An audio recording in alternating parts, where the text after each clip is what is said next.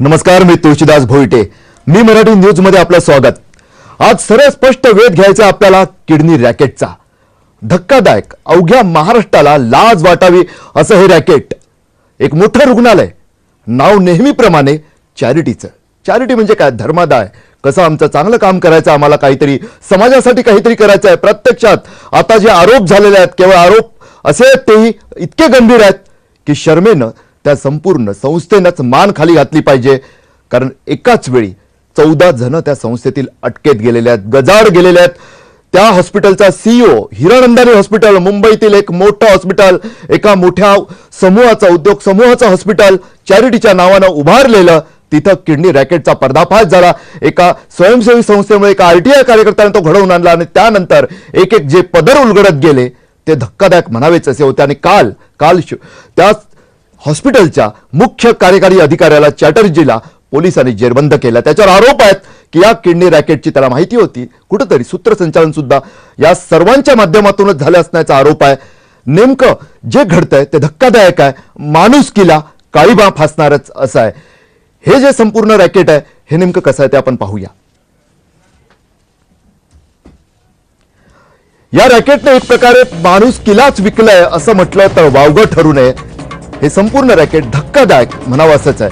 मुंबईच्या पवई भागातील हिरानंदानी रुग्णालयात हे रॅकेट आहे असा आरोप पोलिसांनी केलेला आहे. रुग्णालयाचे सीईओ आणि डॉक्टरांसह एकूण 14 जणांना आतापर्यंत अटक करण्यात आलेली आहे. सीईओ सुजित चॅटर्जी यांना सुद्धा काल याच आरोपाखाली अटक झालेली आहे. डॉक्टर शेटे, नाईक, शहा, शेट्टी, एकामागोमाग एक नावं ज्यांच्याकडे लोक आदराने पाहत होती, हे सर्व त्यांच्यावरच हे आरोप आहेत. मुंबईच्या हिरानंदानी रुग्णालयातील हे रॅकेट, गुजरातमधील एक पेशंट इथे येतो, त्याला स्वतःचे एक मोठा टेक्सटाईल व्यापारी सुरतचा, त्याला किडनी हवी असते. त्यासाठी जे पद्धतशीरपणे एक प्रकारचा सुनियोजित कट म्हटलं तरी वावगं ठरू नये असा एक कट रचला जातो. तिकडचाच एक दलाल गुजरातमधील एका महिलेला घेऊन येतो. कायद्यानुसार खरं तर नात्यांमधीलच अशा प्रकारचं डोनर असू शकतो. त्यामुळे त्या महिलेला, एका गरीब महिलेला, एका गरजू महिलेला त्या माणसाची, त्या व्यापाऱ्याची, श्रीमंत व्यापाऱ्याची पत्नी आहे असं कागदावर भासवलं जातं. प्रत्यक्षात शस्त्रक्रिया सुरू होण्यापूर्वीच काही वेळ अचानक तिथं पोलीस पोहोचतात आणि संपूर्ण पर्दाफाश होतो. काही वेळा कायद्यावरचा, सत्यावरचा विश्वास वाढतो तो यामुळेच. याच विषयावर आपल्याला चर्चा करायची. यासाठी आपल्या सोबत, आपल्या स्टुडिओत आहेत विवेकानंद युथ कनेक्टचे, म्हणजे त्यांना त्या संस्थेतर्फे आज खरं तर नैतिकता, नेमकी वैद्यकीय क्षेत्रातील नैतिकता कशी सर्रास विकली जाते, तिचा लिलाव पुकारला जातोय, हे आपल्याला सर्वांनाच दिसू लागलेलं आहे. त्यावर बोलण्यासाठी आहेत विवेकानंद युथ कनेक्ट, एक नैतिकतेचे पाठ नव्या पिढीपर्यंत विवेकानंदांचे विचार पोहोचवण्याचा वसा घेतलेले डॉक्टर राजेश सर्वज्ञ, जे व्यवसायानं वैद्यकीय व्यावसायिक आहेत, त्यांना मी मुद्दामून या कार्यक्रमात बोलवलेलं आहे. ॲडव्होकेट जयेश वाणी आपल्या सोबत आहेत. कायदा नेमकं काय सांगतोय? खरं तर आपल्या फायद्यासाठी कायदा असतो, मात्र त्यालाच कसं स्वतःच्या फायद्यासाठी फाट्यावर मारलं जातं, त्याबद्दलची माहिती त्यांच्याकडून आपल्याला घ्यायची आहे. त्याचबरोबर आपल्या सोबत डॉक्टर विजय कदम सुद्धा आहेत. एका सेवाभावी वृत्तीनं पश्चिम नगरात कार्यरत असणारे ही व्यक्ती, सामाजिक क्षेत्रात सुद्धा त्यांचं भरीव योगदान आहे. युनोपर्यंत ते अनेक परिषदांसाठी जात असतात. त्यांच्याकडून सुद्धा या नेमकं या रॅकेटचा पायबंद कसा घालता येईल, कुठेतरी वैद्यकीय क्षेत्रातील नीतिमत्ता अजूनही मोठ्या प्रमाणावर टिकून आहेत, सर्वच काही बिघडलंय असं म्हणणार नाही. तसं असतं तर आजही सर्वसामान्यांना जगता आलं नसतं. मात्र अनेक चांगले डॉक्टर, मग डॉक्टर विजय कदम असतील, डॉक्टर सर्वज्ञ असतील, यांच्यासारखे तसंच अनेक डॉक्टर आहेत ज्यांच्यामुळे वैद्यकीय क्षेत्रात आजही नीतिमत्ता आहे, सेवाभाव आजही टिकून आहे. त्यामुळे या सर्वांकडून आपल्याला जाणून घ्यायचं आहे. मात्र सर्वप्रथम मी जाणार आहे अकोल्याला, धनंजय साबळे यांच्याकडे.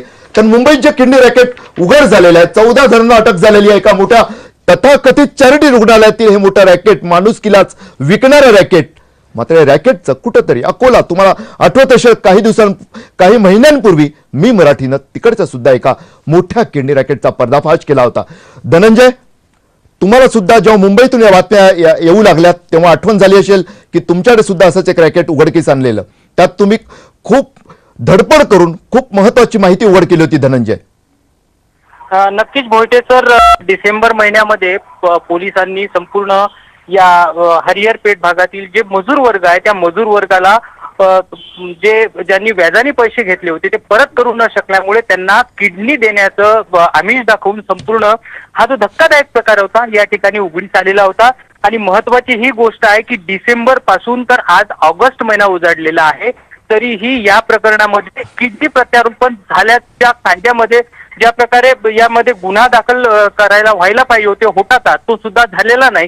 कारण की महत्वाची याच्यात ही गोष्ट आहे की पोलिसांनी जे आरोग्य विभागाला विचारलेली जी प्रश्नावली आहे त्या प्रश्नावलीचं उत्तर अजून मुंबईच्या आरोग्य संचालक विभागाकडून अजून त्यामध्ये आलं नसल्यामुळे हा संपूर्ण हा प्रकार आहे हा भिजत गोंगळ असंच म्हणावं लागेल. कारण की यामध्ये अजूनही कोणत्या डॉक्टरवर या ठिकाणी कारवाई झाली नाही किंवा त्यांच्यावर या कायद्याचं हत्यार उगारले गेले नाही. कारण की त्यांच्यामध्ये एक महत्वाची ही गोष्ट आहे की यामध्ये संपूर्ण प्रकरणामध्ये पोलिसांनी तपास केला, योग्यरित्या तपास केला, पण तपास झाल्यानंतरही ज्या प्रकारे पोलिसांना आरोग्य विभागाकडून सहकार्य पाहिजे होतं ते न मिळाल्यामुळे रॅकेट हा शब्द योग्य ठरतो अशा वेळी धनंजय की मुंबईतल्या सुद्धा रॅकेटचे कुठेतरी अकोला कनेक्शन असल्याची एक चर्चा सुरू झालेली आहे.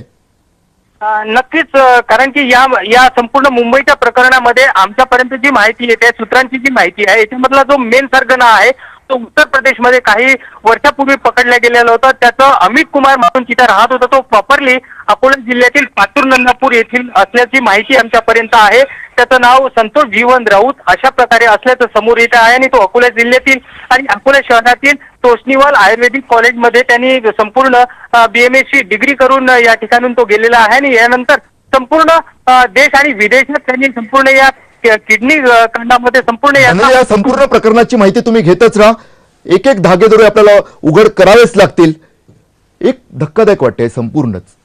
म्हणजे विजयजी मला असं वाटतं की आत्ताच तुम्ही ऐकलं की अकोल्याचं जे रॅकेट उघडकीस आलं होतं त्याची स्थिती अशी आहे की पोलिसांनी तपास केला, मात्र त्यांची जी प्रश्नावली होती ती मात्र आतापर्यंत मुंबईतल्या आरोग्य विभागाकडून तिथं त्याची उत्तरं पोहोचत नाहीत. कुठंतरी एक ढिलेपणा असतो. हा जाणीवपूर्वकाचा आहे असा मी उगाच हवेतला आरोप करणार नाही, मात्र तसं म्हणता येईल अशी परिस्थिती आहे हेही नाकारता येत नाही.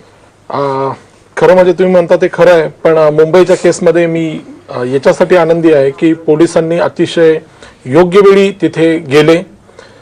पोलिसांना जर मॅनेज करायचं असतं तर त्यांनी अगोदरच ती न्यूज लीक केली असती, हे मॅनेज करता आलं असतं. दुसरं म्हणजे आरोग्य विभागाने जो अहवाल दिला त्या आरोग्य विभागाच्या अहवालाच्या नुसारच त्या सीईओला अटक करण्यात आली. कारण एवढी मोठी कारवाई, एवढ्या मोठ्या हॉस्पिटलच्या सीईओला ऍक्च्युअली तिथे जाऊन अटक करणं, नंतर ही डॉक्टर शेट्टी आहेत, डॉक्टर शहा आहेत, बाकीच्या ज्या डॉक्टरांना त्यांनी अटक केली, जे मेडिकल सुपर डायरेक्टर आहेत, या लोकांना हात घालणं म्हणजे तशा अर्थाने खूप मोठी गोष्ट होती.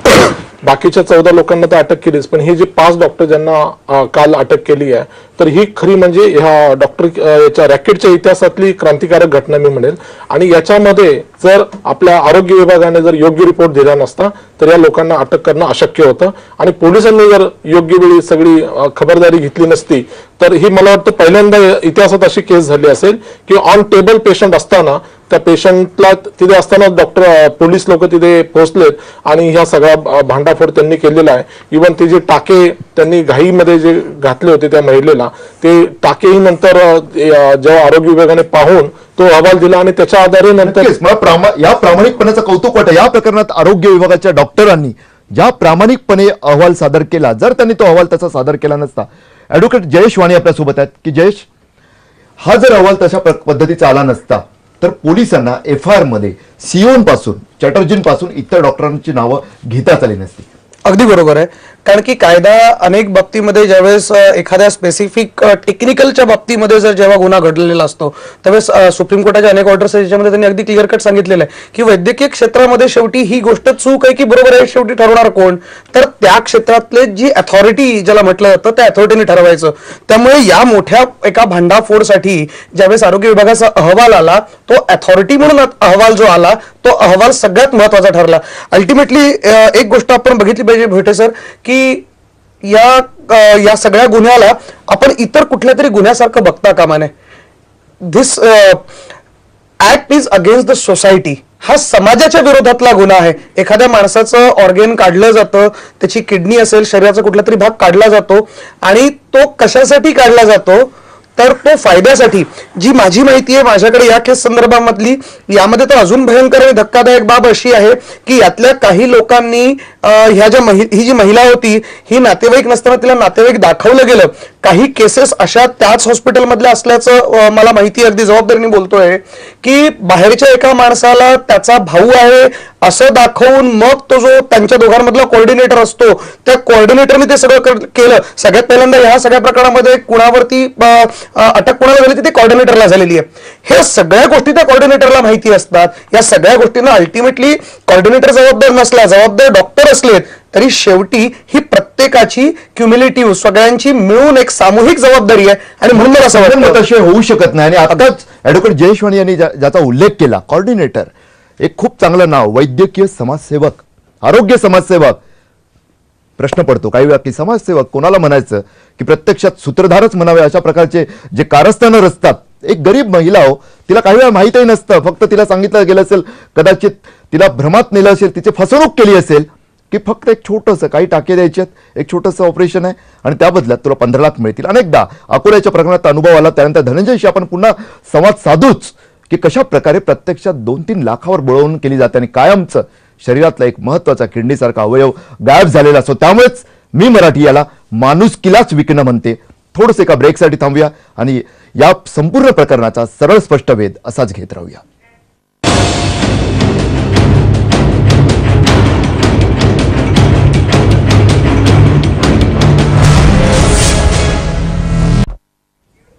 ज्यांनी जीव वाचवायचा असतो तेच जर केवळ पैशासाठी आणि फक्त पैशासाठी एखाद्याचा जीवाला धोका पोहोचू शकेल असं कुकृत्य करू लागले तर, अशा प्रकारच्या किडनी रॅकेटच्या जेव्हा जेव्हा बातम्या येतात ना, तेव्हा त्यासाठी जीव जळतो. कारण हे ज्यांच्याकडे आपण एक देव म्हणून पाहत असतो त्यातलीच काही माणसं, त्यांच्यावर हे आरोप जेव्हा होतात. आता हिरानंदानी रुग्णालयातील ज्यांच्यावर आरोप झालेले आहेत, काही त्यांना पैशाची कमी नव्हती ना, केवळ काय स्वतःचं रुग्णालय प्रॉफिटमध्ये ठेवण्यासाठी अशा प्रकारचे ऑपरेशन्स केलेच पाहिजेत.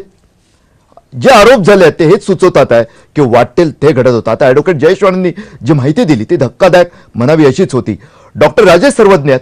डॉक्टर, प्रश्न पडतो, म्हणजे वैद्यकीय नीतिमत्तेचे आपण खूप मोठ्या, खरं तर शपथ खात असतात डॉक्टर व्यवसायाला सुरुवात करण्यापूर्वी. हे असं का घडतं? याचं जे मूळ आहे ते शिक्षणाचं बाजारीकरण जे झालेलं आहे त्याच्यामध्ये आहे. आणि वैद्यकीय शिक्षणाचं बाजारीकरण हे सर्वात पहिल्यांदा झालं, नंतर इंजिनिअरिंगमध्ये आणि बाकीच्या क्षेत्रांमध्ये ते गेलं. आणि आज आपण बघतो की महाराष्ट्राला एक शिक्षण महर्षींची परंपरा होती, पण गेल्या 20-25 वर्षामध्ये शिक्षण महर्षी हे शिक्षण सम्राटामध्ये कन्वर्ट झाले आणि प्रचंड मोठ्या प्रमाणामध्ये शिक्षणाचं बाजारीकरण झालं.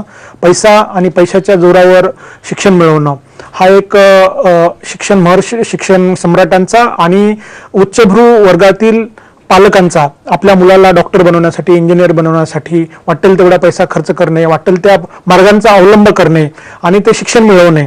आणि त्यामुळे आपण बघतो की केवळ डिग्री घेऊन चालत नाही, पोस्ट ग्रॅज्युएशन करावं लागतं. असं करता करता काही कोटींमध्ये तो खर्च जातो वैद्यकीय शिक्षण. आणि जेव्हा तो शिक्षण पूर्ण करून व्यवसायासाठी उतरतो त्यावेळेस त्याला माहिती असतं की आपलं 1.5-2 कोटी रुपये खर्च झालेले आहेत पालकांचे. ते कर्ज काढलेलं असतं किंवा जमीन गहाण ठेवलेली असते किंवा आईवडिलांचं सोनं. अशा परिस्थितीमध्ये तो एका दडपणाखाली येतो आणि त्यानंतर जो एक 3-4-5 वर्ष एक एस्टॅब्लिशमेंटचा वेळ असतो की एखाद्या व्यवसायामध्ये आपण उतरतो, वैद्यकीय व्यवसायामध्ये उतरतो, 4-5 वर्ष लागतात सेट होण्यासाठी. पण मग एवढा सारा खर्च झाल्यामुळे, वय निघून गेल्यामुळे त्याच्यावर एक दडपण असतं आणि तो मग शॉर्टकटचे मार्ग शोधण्याचा प्रयत्न करतो ते पैसे वसूल करण्यासाठी. त्याचबरोबर एक समाजाचं दडपण असतं. डॉक्टर असलं म्हणजे त्याचं एक जीवनशैली चांगली असली पाहिजे, गाडी असली पाहिजे, घर असलं पाहिजे, वेळेवर लग्न झालं पाहिजे. आणि एक ह्या सर्व दडपणाखाली हे शॉर्टकट्स शोधले जातात. कट प्रॅक्टिस असेल किंवा अशा प्रकारचे वाममार्ग अवलंबून जास्तीत जास्त पैसा कमवणं. आणि हे सुरुवातीला गरज म्हणून केलं जातं आणि नंतर याची सवय लागते आणि या सवयीचे बळी की कशा पद्धतीनं, म्हणजे पहा ना, पुन्हा एकदा लाज वाटावी असंच की समाजाचं दडपण असतं की स्टेटस राखायचं आहे, त्यासाठी मला गाडी पाहिजे, मला चांगला फ्लॅट पाहिजे, माझा क्लिनिक कसं मस्तपैकी चकाचक पाहिजे, त्यासाठी मग अशा प्रकारचे शॉर्टकट्स. हो, पण समाजाची लाज नाही वाटत अशा प्रकारचे गुन्हे करताना? डॉक्टर विजय कदम, प्रश्न पडतो हा. खूप खूप भयानक आहे. डॉक्टर सर्वज्ञ बोलले ते अतिशय बरोबर आहे. परंतु आपण आता हे डॉक्टर बघू, जे हे डॉक्टर आज अटक झालेत 5, हे खरं म्हणजे करोडपती नाही अरबपती असावेत. त्याच्यामुळे फक्त पैशासाठी करणं, आपण म्हणजे याच्यात असं वाटतं काही वेळा की ही लोक विकृत झालीत की काय, असा एक संशय येतो. की खरं म्हणजे जसं तुम्ही म्हटलं तसं रुग्ण किंवा लोक डॉक्टरांना देवाच्या ठिकाणी मानतात. देवाला बघू शकत नाही पण डॉक्टर जीवनदान देतात. आणि ही जर अशी लोक जर कसायासारखी माणसांना कापायला लागले, त्यांचे अवयव जर विकायला लागले, तर एक प्रकारचा हाहाकारच माजेल. म्हणजे मला वाटतं की ही अतिशय काळीमा लावणारी घटना आहे डॉक्टर केच्या व्यवसायाला. आणि जर आपण नीतिमत्ता जर विसरायला लागले आणि डॉक्टर लोक जर असतात तर राजकारण्याकडून आपण बऱ्याच वेळा त्यांना शिव्या घालतो, परंतु जे डॉक्टर लोक मंडळी आहे जर ही असं वागायला लागले तर समाजाने विश्वास कोणावर ठेवायचा, पेशंटने विश्वास कोणावर ठेवायचा. म्हणजे अतिशय विदीर्ण चित्र आहे. आणि जुन्या काळी मला असं आठवतं की स्त्रियांना गुलाम म्हणून विकायचे, माणसांना गुलाम म्हणून विकायचे. आता ती गुलामीची परिस्थिती फक्त बदललेली आहे. मोदी म्हणतात सबका साथ सबका विकास. योगायोगाने दोघेही पेशंट आणि डोनर हे दोघेही गुजरातचे आहेत. जयस्वाल आणि ती जी महिला आहे ती, म्हणजे मोदींच्या राज्यामध्ये काय चाललंय, जिथे एका दलितांवर अत्याचार होतात, एकीकडे महिला ज्या आहेत त्या देह विक्रीसाठी जरी नसेल पण अवयव विक्रीसाठी तिथे वापरल्या जातात. त्यापेक्षाही जास्त मला भयानक वाटतंय भयानक ते. आहे, खूप. म्हणजे जयेश, तुम्ही वकील आहात, एकंदरीतच कायद्यातील ज्या तरतुदी आहेत त्या तुम्हाला पुरेशा वाटतात आहे? अशा प्रकारचे जे अवयवांचे व्यापारी, म्हणजे खरोखर ज्यांना मी व्यापारी काय दलाल म्हणावा अशी लोक आहेत, अक्षरशः म्हणजे खाटीक परवडला असं यांच्यावर जे आरोप आहेत, आज हे आरोप आहेत ते सिद्ध व्हायचे बाकी आहेत, तरी सुद्धा घृणा वाटावी असंच सर्व काही आहे. माझी एक छोटीशी आपल्याला विनंती आहे, आपण याची एक छोटीशी जी दुसरी वेगळी बाजू आहे आपण त्या बाजूने थोडासा विचार करूयात. गुन्हा मुळात घडतो का, इंटेन्शन बिहाइंड द ऑफेन्स हा जो आपण म्हणतो, गरजेतून अशा प्रकारचे गुन्हे घडवले जातात. जगातले असे अनेक देश आहेत ज्या ठिकाणी अशा पद्धतीचं ह्युमन ट्रान्सप्लांटेशनसाठीच्या त्या हेवन कंट्रीज मानल्या जातात आपल्या जगातल्या. खरं तर ज्यांना परवडतं, ज्यांच्याकडे एवढे पैसे आहे, जे हे विकत घेऊ शकतात आणि खरं तर तिकडे जाऊ नये हा त्यांचा वैयक्तिक प्रश्न आहे. अनेक मोठे गडगंज संपत्ती असलेले नेते ज्या ठिकाणी जाऊन ट्रान्सप्लांट करून येतात ते सर्व हेवन कंट्रीज. त्यांनी जावं, आताच्या केसमध्ये त्यांनी जाऊ नये हे सांगण्याचा अधिकार माझा नव्हे. मुद्दा फक्त एवढाच आहे की अशा पद्धतीने जर समजा ही विकायची वेळ येते आहे, आपलं ह्युमन ऑर्गन विकायची वेळ येते, कारण की या केसमध्ये असं नाहीये की तिला फसवून आणलेलं आहे, असं नाहीये की तिच्या पोटाला अजून काहीतरी झालेलं आहे आणि त्या ऑपरेशनसाठी म्हणून तिला टेबलवरती घेतलं आणि ते जबरदस्तीने तिच्या अनोईंगली ते काढलं गेलं, तिच्या ऑर्गन काढलं गेलं, ह्युमन ऑर्गन काढलं गेलं. ही घटना अशी नाही, ती तिच्या विलिंगनेसने आलेली आहे. तिची गरिबी जशी याला जबाबदार आहे तसंच जो पेशंट आहे त्या पेशंटची गरज आणि गरिबी एकत्र आली की गुन्हे घडायला सुरुवात होतात. देशातले मॅक्झिमम गुन्हे आहेत ते गरीब आणि गरज यातून जन्माला येतात. मुळामध्ये खरं तर आता कायदा स्ट्रेंथन करण्याऐवजी मला असं वाटतं की ह्याला थोडंसं आपण वेगळ्या पद्धतीने बघायला पाहिजे. जग बदलत चाललं आहे, जगातले आजार बदलत चालले आहेत, जगाचे सेक्शन्स ऑफेन्स बदलत चालले. अशा परिस्थितीमध्ये एक चांगलं उदाहरण, अगदी रिसेंटली उदाहरण आहे की आपल्याकडे सट्टा बॅन आहे, आपल्याकडे सट्टा इलिगल आहे, सट्टा लावता येत नाही. सुप्रीम कोर्टाने सांगितलं की क्रिकेटमध्ये सट्टा लिगल करा. एखादी गोष्ट लिगल झाल्यावरती तिच्यावरती बंधन घेवा की एखाद्या गरजू व्यक्तीला केवळ जगण्यासाठी पैसे पाहिजे म्हणून मजबुरीतून त्याचा अवयव विकायला लावणं आणि त्यासाठी कायदेशीर तरतूद करणं. मला हेच म्हणायचं होतं की जसं आता हेवन कंट्रीजचा विषय आला, श्रीलंका आणि सिंगापूर इथे जाऊन बरेचसे धनदांडगे लोक हे ट्रान्सप्लांट करतात कायद्याचा वाटा चुकून किंवा कायद्यात बसून. परंतु आपल्याला आता असा एक सर्वव्यापी करायची गरज आहे. जसे जे परदेशी गेलेले गुन्हेगार आपण पकडतो तसे या कंट्रीज सोबत जिथे या घडतात सगळ्यांनी एकत्र बसून आमच्या देशातले पेशंट जर तुम्हाला करायचे असेल, पर्टिक्युलर जी सेन्सिटिव्ह ट्रान्सप्लांटच्या केसेस आहेत किंवा बाकीच्या केसेस आहेत, त्याच्यासाठी सगळ्या देशांनी एकत्र येऊन असा कायदा केला पाहिजे जेणेकरून या अशा गोष्टीला, कारण हे तर आता उघडकीस आलं. तुम्ही श्रीलंके, सिंगापूर, बाकीच्या देशामध्ये गेलेल्या लोकांना काय कायदा करणार? मुद्दा सर असा आहे, गरजू माझा मुद्दा मला कदाचित आपल्यापर्यंत पोहोचवण्यात मी अयशस्वी झालोय. मुद्दा फक्त एवढाच आहे की तुम्ही कायदे करून रिस्ट्रेन करणार, रिस्ट्रिक्ट करणार, त्यांना पायबंद घालण्याचा प्रयत्न करणार, ते कधीच होणार नाहीये. उलट लपून छपून केलं जाईल. त्यापेक्षा एक व्यवस्थित असा कायदा ज्यामध्ये सगळ्या गोष्टी व्यवस्थित फॉलो झाल्या पाहिजे, जो सुटसुटीत असेल, ज्याला लवकर गरज आहे त्याला ते लवकर अवेलेबिलिटी मिळेल, ज्याची गरज ही प्रायोरिटी नंबर 2 वरती आहे ते डॉक्टर ठरवतील आणि त्याला प्रायोरिटी मिळायला पाहिजे. डॉक्टर जयेशचा मुद्दा नक्कीच त्याचा विचार करता योग्य, मात्र ज्या केवळ अशा प्रकारे वाटेल त्याला दान करता येईल आपला अवयव, म्हणजे दान करता शब्द मला तरी पटत नाही, कारण गरजेपोटी मजबुरीतून केलेलं त्याला दान मिळणं म्हणणं मला स्वतःला पटत नाही. त्याला विक्रीच म्हणावी लागलं, मजबुरीतून केलेली. एखादं राहतं घर किंवा एखादा आपल्या शेतकरी स्वतःची पोटच्या पुरासारखी असलेली गुरं किंवा जमीन विकतो तेव्हा ज्या वेदना असतात त्यापेक्षा जास्त वेदना स्वतःच्या शरीराचा एक अवयव. मात्र डॉक्टर देहदानाविषयी तेवढी जागरूकता नाही, त्यामुळे या प्रकारचे कुठेतरी टंचाई भासते आणि त्यातून या घटना घडतात. अगदी बरोबर आहे. देहदान आणि अवयवदान. अवयवदान आणि देहदान मध्ये 1-2 वर्षापूर्वी ऐश्वर्या राय म्हणून अतिशय प्रख्यात अभिनेत्री आहेत, त्यांनी नेत्रदानाबद्दल मोठ्या प्रमाणामध्ये एक अभियान चालवलं, जनजागृती केली आणि आपण असं पाहतो की त्या अभियानाला खूप चांगला प्रतिसाद मिळाला आणि लाखो लोकांनी आपलं रजिस्ट्रेशन केलं की मी माझा मृत्यू झाल्यानंतर माझे जे अवयव आहेत मोस्टली डोळे नेत्रदान त्याच्यामध्ये त्यांनी केलं. पण मूत्रपिंडांच्या किडनीच्या बाबतीत आपल्याला असं जाणवतं की त्याबद्दल तेवढी जागरूकता ना सामाजिक संस्थांनी केलेली आहे, ना वैद्यकीय क्षेत्रातल्या लोकांनी केली आहे किंवा सरकारी पातळीवर केली आहे. आणि तुम्ही अजून एक दुसरी एक बाजू आहे की ज्या व्यक्तीच्या परिवारातला एक व्यक्ती आहे त्याची दोन्ही किडनी खराब झालेल्या आहेत आणि त्याला डॉक्टरांनी सांगितलं की आपण लवकरात लवकर यांची किडनी ट्रान्सप्लांट नाही केलं तर त्याचा जीव जाऊ शकतो. त्यावेळेस त्या व्यक्तीचा मुलगा मुलगी त्याचे नातेवाईक हे आपल्या नातेवाईकाचा, आपल्या वडिलांचा, आपल्या भावाचा प्राण वाचावा यासाठी वाटेल ते करायला तयार होतात.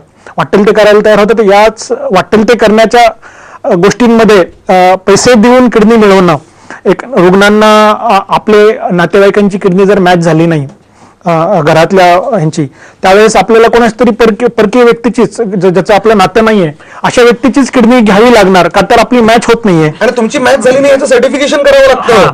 पण ह्या सगळ्या प्रक्रियेमध्ये बराच कालावधी जातो. सरकारी पातळीवर ज्या स्पीडने ह्या सगळ्या गोष्टी व्हायला पाहिजेत का तर पेशंट एक रुग्ण आहे, किडनी खराब झालेल्या आहेत दोन्ही, त्याचा प्राण जीव धोक्यात आहे, अशा सर्व गोष्टींमध्ये डायलिसिस करण्याच्या प्रक्रियेमध्ये पण खूप त्रासदायक प्रक्रिया असते. लोक कंटाळून जातात, लोक म्हणतात डायलिसिस बंद करा, मी जीव देतो, अशी परिस्थिती आहे. मला असं वाटतं की या सगळ्या गोष्टींमध्ये ट्रान्सपरन्सी आली पाहिजे आणि गरज आहे, किडनी डोनेशनची गरज आहे का तर गरज आहे म्हणूनच ह्या सर्व गोष्टी घडतायत. तर मला असं वाटतं की शासनाने दोन्ही गोष्टींचा विचार करावा की एखाद्याने किडनी दिली आणि किडनी दिल्याच्या बाबतीत कोणी फ्रीमध्ये तर देणार नाही.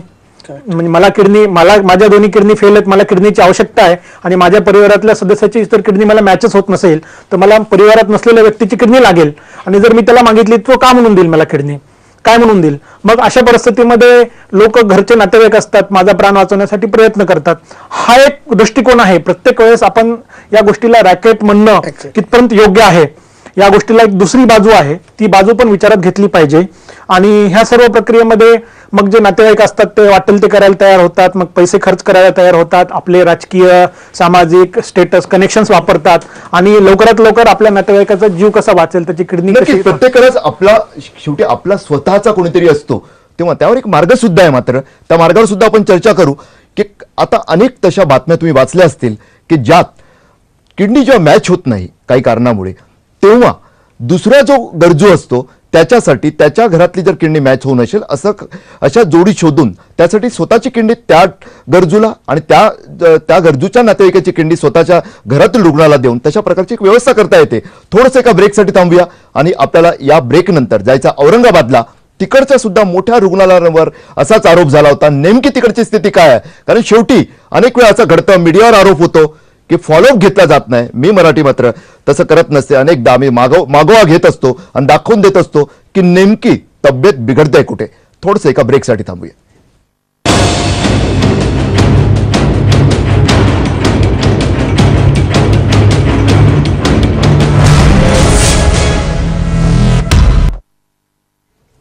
सरळ स्पष्ट वेध घेत आहोत आपण माणुसकीलाच विकणाऱ्या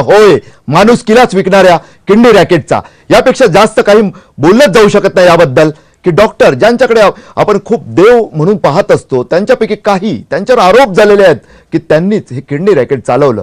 मुंबईतलं हिरानंदानी रुग्णालय, नाव चॅरिटीचं, प्रत्यक्षात एक प्रकारे अड्डा. होय, जबाबदारीनेच बोलतोय, अड्डाच. जे आरोप झालेत त्यामुळे हे शब्द वापरले तर हरकत कोणाला असू नये. आपल्यासोबत ॲडव्होकेट जयेश वाणी, आत्ताच त्यांनी काही वेळापूर्वी सांगितलं, मात्र कायद्यातील त्या तरतुदी आहे जयेश, त्या पुरेशात असं वाटतं. म्हणजे तुम्ही मगाशी म्हणालात की आणखी कठोर करण्याची गरज नाहीये, मात्र ज्या आहेत त्याचं पालन होतंय का? ज्या आहेत त्याचं पालन होणं सुद्धा आवश्यक आहे. या केसमध्ये एक बाजू ही पण मांडली जाते की ज्यावेळेस टोहा म्हणजे हा जो transplantation of human organ act जो आहे याच्यामध्ये ज्यावेळेस गुन्हा नोंदवायचा असतो त्यावेळेस तो मॅजिस्ट्रेट यांच्यासमोर जाऊन वैद्यकीय अधिकाऱ्यांनी तो नोंदवायचा असतो. बिकॉज मी जसं पहिल्यांदाच अगदी सांगितलं की शेवटी ती अथॉरिटी आहे, ते खरंच तसं घडलंय का हे ठरवायचा अधिकार कोणाला, त्या अथॉरिटीला आहे. त्यामुळे ते अथॉरिटीनी करावं असं अपेक्षित आहे. मात्र यामध्ये केवळ ह्या टोहा ऍक्ट जो आहे, ह्युमन ट्रान्सप्लांटेशन ऍक्ट जो आहे, त्याचाच व्हायोलेशन झालेलं आहे, तेच फक्त हे झालेलं असं नाहीये. याच्यामध्ये 468 आहे, चिटिंग आहे, 471 आहे, म्हणजे फोर्जरी 468, म्हणजे भाऊ नसताना तो भाऊ दाखवला गेला, रिलेशन लिहिले गेले, बायको नसताना तिच्या नावाची तशी खोटी डॉक्युमेंट्स बनवली गेली, 468 471 असे सगळे गुन्हे ऑलरेडी दाखल असल्यामुळे ही FIR पोलीस स्टेशनमध्ये झाली. फक्त टोळा असता तर मग तुम्ही मग जी आता जी एक बाजू मांडली जाते की मॅजिस्ट्रेट समोर करायला पाहिजे, मग ते बरोबर आहे. पण याच्यामध्ये इतर IPCचे सेक्शन्स आणि जे अत्यंत कठोर आहे, म्हणजे यातल्या अनेक सेक्शन्स मध्ये 7 वर्ष आणि 10 वर्षाच्या पुढे शिक्षा नाही आहे. मात्र 468 जर प्रूव्ह झालं, फोर्जरी जर तशी प्रूव्ह झाली तर त्याच्यामध्ये लाईफ पर्यंत शिक्षा आहे. पुन्हा कॉन्स्पिरन्सी असणारच. कॉन्स्पिरसी, आणि ह्या एवढ्या प्रकरणामध्ये जर एवढी लोक पकडली जात आहेत तर 120 असल्याशिवाय. महत्वाचं म्हणजे तुळशीदासजी, ज्या डॉक्टरांचं नाव येतं, या डॉक्टरांचं गेल्या 10-15 वर्षापूर्वी ही नाव आलेलं आहे याच्यामध्ये. म्हणजे ऑलरेडी पहिल्यांदा तिथे किडनी रॅकेट चालायचं, त्यातल्या एका डॉक्टरांमुळे तर एक हॉस्पिटल बंद करून ते दुसऱ्या नावाने परत चालू करावं लागलं, कारण इथे किडनी ट्रान्सप्लांट होते अवैधरित्या, असं ऑलरेडी हे आहे. त्याच्यामुळे जी लोक या धंद्यामध्ये आहेत, म्हणजे व्हाईट कॉलर लोक, ती कुठल्या तरी कायद्याचा आधार घेऊन, कलमाचा आधार घेऊन, वकिलांना पैसे फेकून किंवा न्यायसंस्था विकत घेऊन किंवा नाही, असं होत नाही. माफ करा. कदम सर, जे आरोपी आहेत हे 10-15 वर्षापूर्वी यांच्यावर सेम हे आरोप झाले. नाही. म्हणजे 15 वर्षामध्ये या लोकांनी किती लोकांचे ट्रान्सप्लांट केले असतील, किती लोक गरीब लोकांना लुटलं असेल, आपण सांगू शकत नाही. दरवेळेस त्याला धंदा म्हणायचं. महिलेविषयी सुद्धा, महिलेविषयी जरी असं वाटत असलं, मात्र बायको कोण मान्य करेल की आहे नाही त्या नवऱ्याची बायको स्वतःची त्या कागदावर दाखवायचं, त्याशिवाय किडनी ट्रान्सप्लांट करणं शक्यच नसतं. ज्या महिला स्वतःच्या गळ्यातल्या फक्त म्हटलं तर काळ्या मण्यांची दोरी तिला जीवावर जपतात, त्या उगाच असं करू शकतील, विश्वास बसत नसतो. मात्र अनेकदा आता डॉक्टर विजय कदम यांनी जे धक्कादायक माहिती दिली की याच रॅकेटमधले काही डॉक्टर यापूर्वी सुद्धा त्यांच्यावर असेच आरोप झालेले. अशोक कारके आहेत आपल्यासोबत, औरंगाबादचे, मी मराठीचे ब्युरो चीफ. अशोक, जेव्हा मागे किडनी रॅकेट उघड झालं होतं तेव्हा धनंजय साबळेंनी अकोल्याहून जेव्हा संपूर्ण रॅकेटचा माग घेतला होता, त्या तुम्ही औरंगाबादेतून माहिती दिली होती, तिकडचं सुद्धा काही रुग्णालयांचं नाव या प्रकरणात आलं होतं. नेमकं तपास कुठे पुढे गेला, मग झाला मनासारखा? नक्कीच सर, जेव्हा अकोल्याचं जे किडनी रॅकेट आहे त्याचा संबंध औरंगाबाद आला, आणि औरंगाबादमध्ये जे घाटे रुग्णालय आहे या ठिकाणी एक विभागीय अवयव प्रत्यारोपण समिती आहे. या समितीने जे आहे एकूण 4 प्रकरण होते त्यांच्याकडे अवयव प्रत्यारोपणासाठी, त्यातील एका प्रकरणाला नकार दिला होता. मात्र हे जे रुग्ण आहेत, हे रुग्ण राज्यस्तरीय समितीकडे गेले, त्याचे अध्यक्ष जे आहेत ते आरोग्य सचिव असतात, आणि या सचिवांनी या ऑपरेशनला परवानगी दिली. त्यावेळेस असं समोर आलं की जी स्थानिक समिती आहे ही नाकारते आणि आरोग्य सचिव मात्र या ऑपरेशनला परवानगी देतात. नेमकं हे प्रकरण काय, हे कुठं समोर आलं नाही, आणि ज्यावेळेस हे समोर आलं त्यावेळेस हा तपास फक्त औरंगाबादलाच येऊन थांबला. हा जो प्रवास आहे अकोला, औरंगाबाद, मुंबई मंत्रालय, हा प्रवास मुंबई मंत्रालय पण गेलाच नाही. त्यामुळे आता हे नवीन रॅकेट एक संपर्क समोर येते. अशोक, खूप महत्वाचा, खरं तर एक महत्वाचा गोप्यस्फोट तुम्ही केलेला असं म्हटलं तरी चालेल, कारण मंत्रालयापर्यंत जेव्हा तो तपास गेला तिकडून परवानगी मिळाली होती, हे उघड झालं, आणि त्यानंतर औरंगाबादच्या पुढे तो गेला नाही, आणि तिकडच्या रुग्णालयाला सुद्धा एक प्रकारे क्लीन चिट मिळाली असं म्हटलं तर वावगं ठरू नये. कोणाला वाटेल की उगाच खूप गंभीर आरोप केले जातात आजच्या चर्चेमध्ये, तसं नाही आहे. हा माणुसकीचा प्रश्न आहे, हा सामान्य माणसाच्या जीवनाचा प्रश्न आहे. उगाच एखादा अवयव म्हणजे काय रस्त्यावर पडलेला नाहीये, कोणाचं गरिबी असली, एक गरज असली तरी सुद्धा अवयव विकावा आणि कोणाचं तरी पोट भरलं जावं, एवढी काही वाईट परिस्थिती असू नये कधीही कोणाची, आणि कोणाला असा गैरफायदा घेता येऊ देऊ नये, यासाठीच विजय जी मगाशी जसं राजाजी विजयजींनी सांगितलं की हेच डॉक्टर पूर्वी सुद्धा अशा प्रकारचं कामात गुंतले होते, कुकृत्यात म्हणावं लागेल. डॉक्टरमध्ये अशा प्रकारची मगाशी तुम्ही खूप चांगलं एक विश्लेषण केलं. खरं तर एक प्रकारचं संपूर्ण तुमच्या व्यवसायात ज्याप्रमाणे मानवी देहाचं किंवा प्राण्यांच्या देहाचं सुद्धा पूर्ण चिरफाड करून आतले अवयवांचं, तसं एक तुम्ही पूर्ण अॅनाटॉमी दाखवलीत या प्रकरणातली. नेमकं हे रोखण्यासाठी काय करताय? मला असं वाटतं की ज्या आध्यात्मिक क्षेत्रामध्ये कार्य करणाऱ्या संस्था आहेत, तर अशा संस्थांना हे जे मोठे हॉस्पिटल्स आहेत किंवा वैद्यकीय क्षेत्रात काम करणारे डॉक्टर्स आहेत, विशेषतः अशा प्रकारच्या गोष्टींमध्ये जे काम करतात, अवयव प्रत्यारोपण किंवा हृदयरोगाचे वेगवेगळे ऑपरेशन्स करणारे, अशा लोकांना एक आध्यात्मिक एक टच झाला पाहिजे, अध्यात्माचा संपर्क झाला पाहिजे त्यांच्या जीवनामध्ये. आणि बऱ्याच वेळेस 2 लाख, 3 लाख, 5 लाख रुपये एक दररोज कमवणारे व्यक्ती हे ॲडिक्ट होतात पैसे कमवण्यासाठी. त्यांना एक सवय लागते आणि महागड्या गाड्या, एक विशेष वरिष्ठ प्रकारची जीवनशैली, ह्याचे ते बळी ठरतात. काही लोकांना व्यसनं लागतात मोठी मोठी. पैसा आल्यानंतर जे होतं बऱ्याच लोकांच्या बाबतीत ते सर्व डॉक्टरांच्या बाबतीत पण होतं. किंवा तशा प्रकारची संगत, चुकीची संगत जर डॉक्टरांना असेल किंवा गरज नसताना उच्चभ्रू लोकांमध्ये राहणं आणि मग त्यांची जीवनशैली मॅच करण्यासाठी आपण पण वाममार्गाने पैसे करून मग तशा प्रकारच्या गाड्या, तशा प्रकारचे ब्रँडेड कपडे, घड्याळं, तशा प्रकारच्या क्लबची मेंबरशिप हे मॅनिप्युलेट करून, चुकीच्या मार्गांचा अवलंब करून, संपत्ती गोळा करून तशा प्रकारचं जीवन जगण्यासाठी प्रयत्न करणं. एक चांगला शब्द वापरला डॉक्टर राजेश सर्वज्ञ यांनी, ऍडिक्ट. मला असं वाटतं की आधी लक्षाधीश व्हायचं आहे, मग कोट्याधीश व्हायचं आहे, त्यानंतर मग अब्जाधीश व्हायचं आहे, न संपणारी पिपासाही. डॉक्टर विजय कदम, हे तर अगदी खरंच आहे. म्हणजे मी तर सुरुवातीलाच बोललो, ही विकृतीच आहे जी डॉक्टर लोकांमध्ये हल्ली वाढायला लागली. स्टेटस सिम्बॉल जे व्हायला लागलं की कर्ज करून हे सगळे गोष्टी करायच्या किंवा पेशंटलाही करायचं. पण आपण जो प्रश्न विचारलात की हे रोखण्यासाठी आपल्याला काय करावं लागेल, तर त्याच्यावर मी जास्त येऊ शकतो. मला बोलायची इच्छा आहे. एक खूप चांगलं उदाहरण आहे, हनुमंत उपरे म्हणून एक खूप मोठे समाजसेवक, आपणही ओळखता त्यांना, की जेव्हा त्यांचा ब्रेन हॅमरेज होऊन त्यांची डेथ झाली तर त्यांच्या घरच्यांनी एक असा चांगला डिसिजन घेतला की त्यांचे सगळे अवयव जे आहेत ते दान करायचे म्हणून. आणि त्याच दिवशी त्यांच्या 2 किडन्या या 2 पेशंटला तिथेच ब्रीच कँडी हॉस्पिटलमध्ये दान करण्यात आले आणि त्यांना जीवनदान मिळालं. म्हणजे एक प्रकारे जर आपण असं बघितलं की मुंबईमध्ये शेकडो बळी जातात रोज, तर हे जे ब्रेन डेथच्या किंवा ऍक्सिडेंटच्या केसेस असतात किंवा बाकीच्या ज्या लोक विलिंगली जर किडनी डोनेट करायला किंवा देहदान करायला तयार झालेत आणि त्याची जर वेबसाईटवर माहिती दिली किंवा एक वेगळी यंत्रणा याच्या मार्फत जर उभं केली आणि ज्या लोकांना गरज आहे त्या लोकांना, आपल्याला माहितच असेल की श्रीलंका एकदम छोटासा देश आहे, म्हणजे महाराष्ट्र किंवा गोवा एवढाच देश आहे, पण जगामध्ये 70% ते 80% डोळ्यांची जी पुरवठा आहे ते एकट्या श्रीलंकेमधून होतोय. म्हणजे कुठेतरी आपल्या संस्कृतीमध्ये हे बिंबवणं गरजेचं आहे. आपल्याकडे ज्या चुकीच्या अंधश्रद्धा आहे, रीतीभाती आहेत की आस्ती कलश इकडे नेला पाहिजे किंवा एक विशिष्ट प्रकारचे संस्कार केले पाहिजे, त्यापेक्षा तुमचं जे देह आहे तो देह पूर्ण दान दिला तुम्ही आणि नंतर तुम्हाला जे विधी करायचे ते जर केले, तर जी लोक मरतायत किंवा अशा चुकीच्या मार्गाला लागतात किंवा जी डॉक्टर लोक चुकीच्या मार्गाला लागतात त्यांना एक चांगला ऑप्शन या माध्यमातून तयार होऊ शकेल. नक्कीच या विषयावरची सर्व स्पष्ट चर्चा आपल्याला अशीच पुढे न्यायची आहे. थोडंसं थांबूया एका ब्रेकसाठी.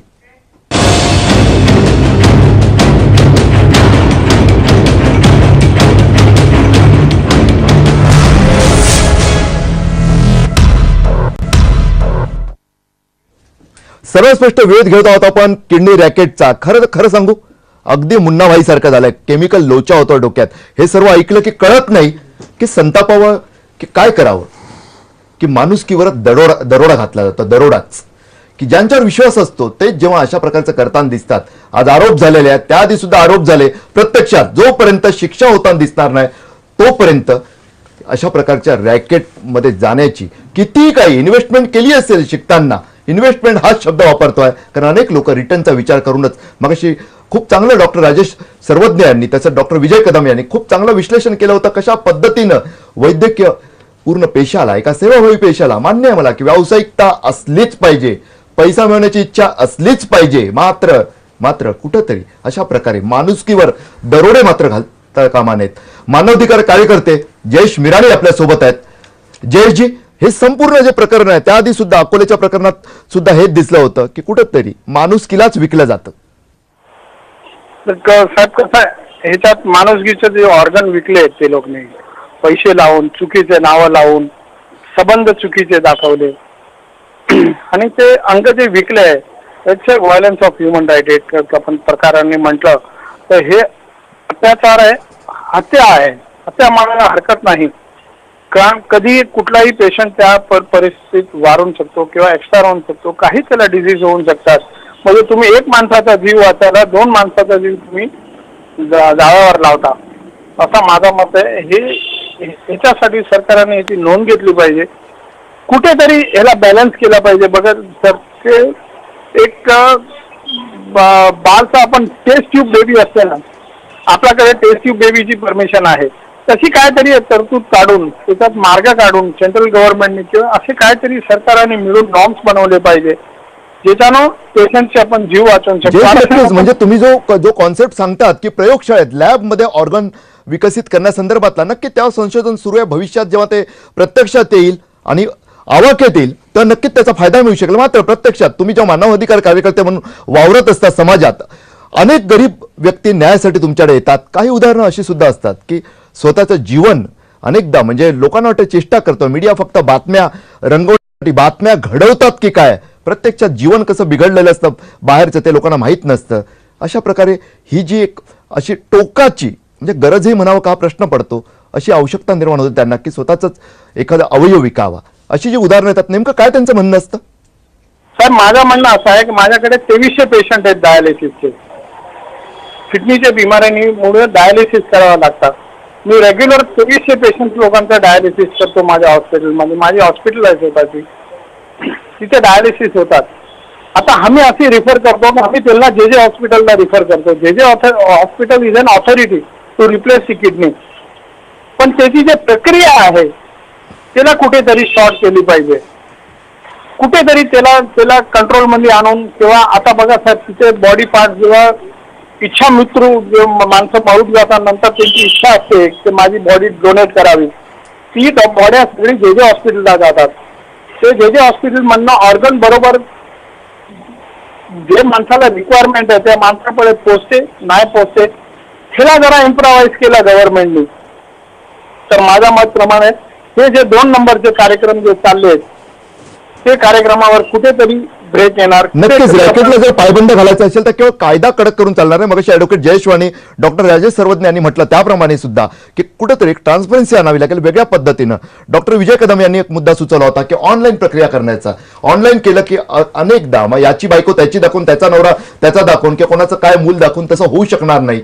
डॉक्टर विजय कदम, कशा पद्धतीने आणखी काही पावलं, एक चांगला एक खरं तर त्यांनी जे सुचवायचं कदाचित त्यांना टर्मिनॉलॉजी कळली नाही, परंतु खूप चांगला मुद्दा त्याच्यातून मला सुचवायचं होतं की हल्ली स्टेम सेल थेरपी म्हणून आली आहे. जी स्टेम सेल थेरपी जी गरोदर मुलाचा जन्म होत असताना जी नाळ असते त्या नाळेतून आपण ते जे स्टेम्स असतात ज्याच्यातून आपली पूर्ण बॉडी तयार होते किंवा त्या बालकाची तयार झालेली असते, तसं स्टेम सेलची एक नवीन आता पद्धती आली आहे आणि त्याच्यातून आपण सगळे ऑर्गन तयार करू शकू असं शास्त्रज्ञांचं म्हणणं आहे.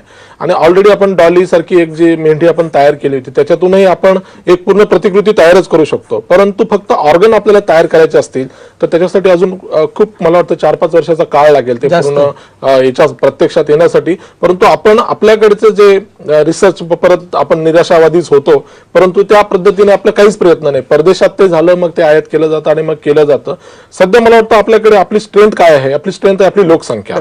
म्हणजे आपल्याकडे दररोज इतकी लोक अशीही जातात. तर त्या माध्यमातून जर एक चांगला ड्राईव्ह घेतला, एक चांगला अवेअरनेस केला, लोकांना जर आपण समजावू शकलो चांगल्या प्रकारे की तुमच्या एका याच्यामुळे आपला जसं बऱ्याचशा धर्मामध्ये पुनर्जन्मावर विश्वास ठेवतात, तर पुनर्जन्माचा तसा अर्थाने आपण जर अर्थ घेतला की ज्या माणसाला दिसत नाही, आंधळा असतो, आणि एखादा मेलेला माणूस जर त्याचे डोळे दिले त्या माणसाला दिसायला लागतंय, किती मोठा चमत्कार आहे. हे त्या अर्थाने ट्रान्सप्लांट ऑफ एनर्जी आहे ना, त्याचा पुनर्जन्म झाला. तर या अर्थाने जर माणसाने प्रत्येकाने जर स्वतःला समजावून सांगितलं आणि जर भावनिक झालं नाही, कारण शेवटी अगदी विज्ञानाच्या अर्थाने जर आपण पाहिलं की एकदा तुमचा प्राण त्यातून गेला तर ते खरं म्हणजे खाली मातीच असतं, कलेवरच असतं ते. त्याला कोणीच म्हणजे घरच्या लोकांना ते नकोसं असतं. एक दिवसापेक्षा जास्त ठेवायचं म्हणजे सगळ्यांच्या अडचणी होतं. म्हणजे अगदी प्रॅक्टिकल बोलायचं ठरलं तर कुठलाही माणूस हा माणूस होता ती लगेच त्याच्यासाठी एखादी व्यक्तीची बॉडी होते.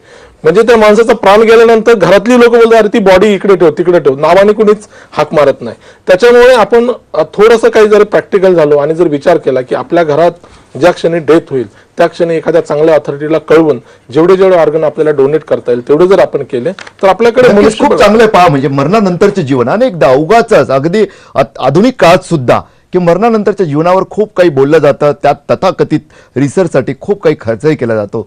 खरं मरणानंतरचे जीवन हे असंच असलं पाहिजे.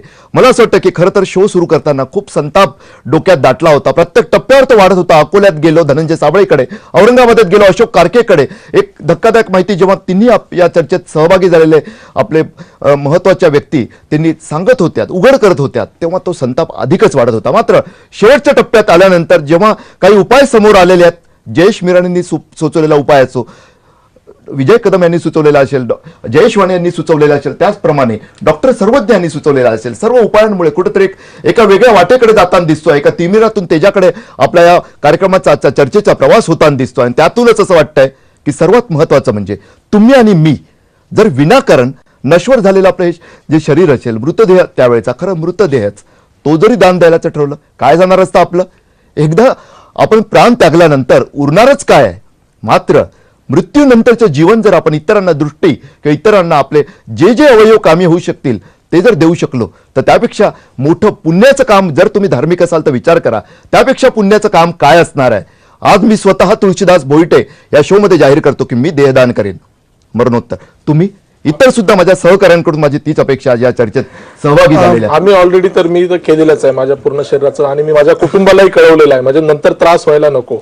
आमचं 2006 मध्ये माझी ज्यावेळेस मुलगी मोठी जन्माला आली घाटीमध्ये, संभाजीनगर औरंगाबादला, त्यावेळेस माझ्या बायकोनी आणि आम्ही पण फॉर्म भरले. आमच्या घरच्यांना माहिती आहे, दोन्ही मुलीचं आहे आणि मुलींना सांगून ठेवलेलं आहे. पण एक गोष्ट मी अगदी प्रामाणिकपणे भोईटे सर मला इथे सांगितली पाहिजे, हो माझा पुनर्जन्मावरती विश्वास आहे, हो मला माहिती आहे मी पुन्हा जन्माला येणार आहे, माझी इच्छा आहे हे शरीर इथेच देऊन जावं.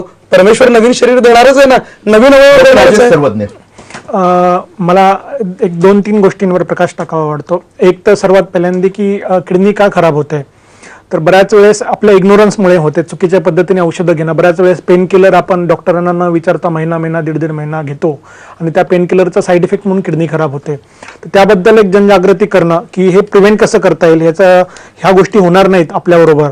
त्याचबरोबर आपली जीवनशैली, चुकीच्या जीवनशैलीमुळे चुकीच्या पद्धतीने जगणं, चुकीच्या पद्धतीने खाणं, चुकीच्या पद्धतीने पिणं, झोपणं, ह्या चुकीच्या जीवनशैलीमुळे किडनी खराब होते. तर हे सगळं होणार नाही. मुळात किडनी खराबच झाली नाही पाहिजे, अशा पद्धतीचं आपली जीवनशैली असली पाहिजे, आपल्या सवयी असल्या पाहिजेत. दुसरी गोष्ट आहे अवयवदानाच्या बाबतीत. अगदी मी तुम्हाला आश्वस्त करतो की मी स्वतः तुमच्या या कार्यक्रमामध्ये तुमच्या आव्हानाला प्रतिसाद देऊन मी स्वतः माझ्या अवयवदानाचा संकल्प इथे व्यक्त करतो. आणि दुसरं की अवयवदान ही एक सामाजिक चळवळ व्हावी, त्यामुळे ज्यांचा समाजावर प्रभाव आहे असे धार्मिक, आध्यात्मिक, संत, महंत, राजकीय नेते, वेगवेगळ्या क्षेत्रातले प्रख्यात लोक या सर्वांनी अशा प्रकारचा संकल्प करून याला एक सामाजिक चळवळीचं एक रूप यावं. आणि मला असं वाटतं की आज मी मराठीच्या प्लॅटफॉर्मवरून विवेकानंद युथ कनेक्ट तर्फे करा, विवेकानंद युथ कनेक्ट तर्फे एक आम्ही अभियान चालू, आणि आम्ही ज्या ज्या व्यक्तींना विवेकानंद युथ कनेक्टच्या माध्यमातून यापुढे भेटणार आहोत या सर्व व्यक्तींना आम्ही विनंती करू की त्यांनी आपला अवयव. मला असं वाटतं की यापेक्षा एखाद्या कार्यक्रमाचा, म्हणजे खूपच खरं तर मगाशी मी म्हटलं तसं संताप डोक्यात दाटलेली चर्चा मात्र एका सकारात्मक मार्गानं संपवताना यापेक्षा आनंद काय असणार की स्वतःचं शेवटी देहदान करणं हे सर्वांनीच याच कार्यक्रमात सहभागी झालेल्या चौघांनीही जाहीर केलेलं आहे. आणि त्यामुळे काही नाही तर काही 4 जणांचे जरी काहीतरी जीव वाचले किंवा त्यांना दृष्टी मिळाली तर त्यापेक्षा मोठं पुण्य काय असणार. सरळ स्पष्टमध्ये इथंच थांबूया. तुम्ही पाहत राहा मी मराठी न्यूज, दे धडक बेधडक.